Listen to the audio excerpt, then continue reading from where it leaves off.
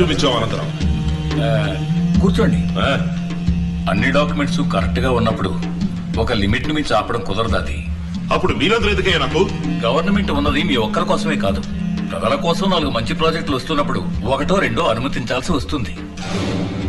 రే వేణు, ఏంట్రా ఇంత బాధ్యతగా మాట్లాడుతున్నాడు? వాడిచ్చిన 50s బాగా పనిచేస్తుందండి. మరి నేనిచ్చిన సీలన్నిటికీ నాకు ఏనా? మీరిచ్చిన దానికంటే ఎక్కువే చేయించుకున్నారు. మిగతా వాళ్ళని 4 డబ్బులు చూడనివ్వండి. ఆర్డర్ మార్చవన్నమాట. మార్చడం కుదరదు, అన్ని కరెక్ట్ గా ఉన్నాయి. జీవో కూడా పాస్ చేశాం. నిన్నే మార్చేస్తే, నీ గవర్నమెంట్ కూలిస్తే, నిన్ను ప్రతిపక్షంలోకి నెట్టేస్తే ఇక నీ గవర్నమెంట్ ఉండదు ఆనందరావు.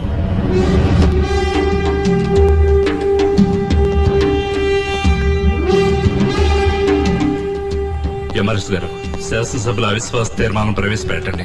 ఎంత ఖర్చైనా సరే.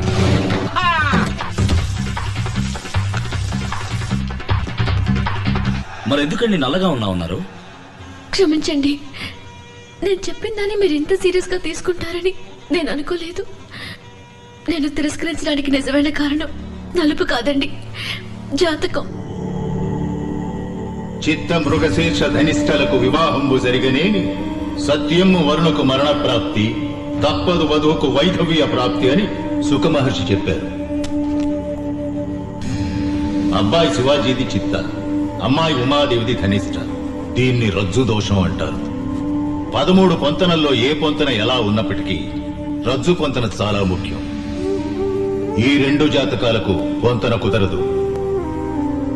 వీరిద్దరి జాతకాల్లోనూ జన్మ లగ్నం నుంచి 2, 7, 9 స్థానాల్లో పాపగ్రహాలున్నాయి. భరించలేని ఆర్థిక ఇబ్బందులు ఎదురవుతాయి. అమ్మాయి వల్ల అబ్బాయికి గండం ఉంది. కాదు కూడదని మీరు పెళ్లి చేస్తే అబ్బాయి ప్రాణాలకే ప్రమాదం. ఏమిటి అంత మాట అన్నాడు? ఇవిగో చూడండి, నాలుగు మీద మచ్చలు. నా వాక్కు భరిస్తుంది. మంచి చేయడానికి వచ్చారు. నన్ను పెళ్లి చేసుకోవడం వల్ల మీకే చెడు జరగకూడదని నేను అలా చెప్పాను. ఇంతేనా? ఇదా సమస్య? అయ్యో, మా జ్యోతిష్కుడు ఏం చెప్పాడు తెలుసా? నేను మిమ్మల్ని పెళ్లి చేసుకుంటే ఇప్పుడు 200 కోట్లీశ్వరునైన నేను 1000 కోట్లీశ్వరుని అవుతానంట. సెకండ్ ఒపీనియన్ కోసం రాజమండ్రి సిద్ధాంతి గారిని అడిగాం. ఆయన ఉన్నారో చెప్పనా? ఆల్రెడీ ఈ 2 జాతకాలకి పెళ్లైపోయింది, కవల పిల్లలు ఆన్ ది వే అన్నారు. ఇందులో ఏది నమ్ముతారు? ఇవన్నీ పట్టించుకుంటే మనం ప్రశాంతంగా బతకలేం. నాకు మీరు నచ్చారు, మీకు మరి మధ్యలో ఇవన్నీ ఎందుకు?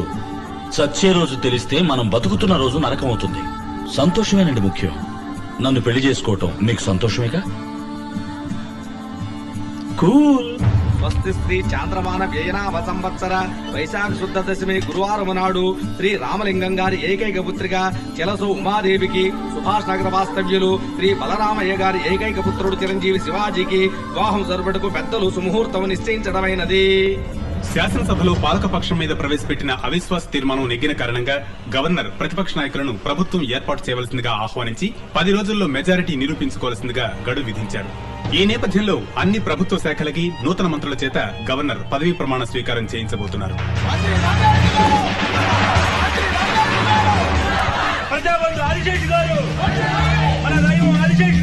రండి రండి, నేనే తమ దగ్గరకు వచ్చేవాడిని బ్లెస్సింగ్ తీసుకోవడానికి. మీరు కొత్త మంత్రి, మీకు ఆ మర్యాద నేను ఇచ్చి తీరాలి. మీరు కింగ్ మేకర్ ని రుజువు చేసుకున్నారు. కృతజ్ఞుడయ్యా, కృతజ్ఞుడిని. కృతజ్ఞత మాటల్లో కాదు, చేతల్లో ఉండాలి. అయ్యా, తమరు ఆదిశేషులైతే నేను అల్శేషులయ్యా. జీవితాంతం తోకాడిస్తూ పడి ఉంటా.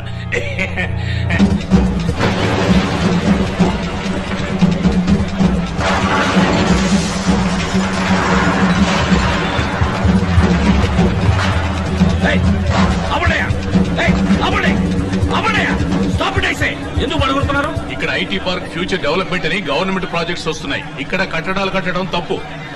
పడగొట్టండి. ఏమనుకుంటున్నారయ్యా? మనిషికి కారణం చెప్తున్నారు, ఆవు అంటే పడగొడుతున్నారు. 50 కోట్లు తీసుకుని ఇంక మీద ఏ సమస్య రాదని చెప్పారు. ఇప్పుడు ఇదేంటయ్యా? సార్, ఇది కొత్త గవర్నమెంట్ ఆర్డర్.